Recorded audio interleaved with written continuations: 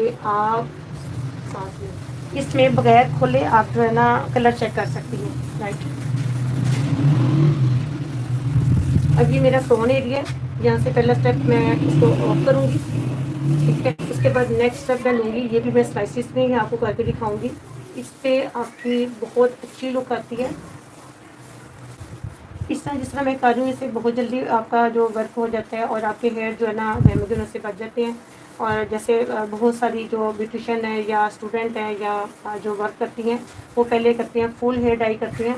पहले वहाँ पे हमने वॉल्यूम लगाया, उसके बाद कलर अप्लाई किया, केमिकल अप्लाई किए, फिर उसके बाद उसको वॉश किया, फिर उसके बाद उस पर हमने स्टीक दी और डबल वॉल्यूम अप्लाई हो जाता है। और ये है कि अगर आप और सबसे बड़ी बात कॉलर में टाइम थोड़ा होता है, कस्टमर के पास तो बिल्कुल भी टाइम नहीं होता।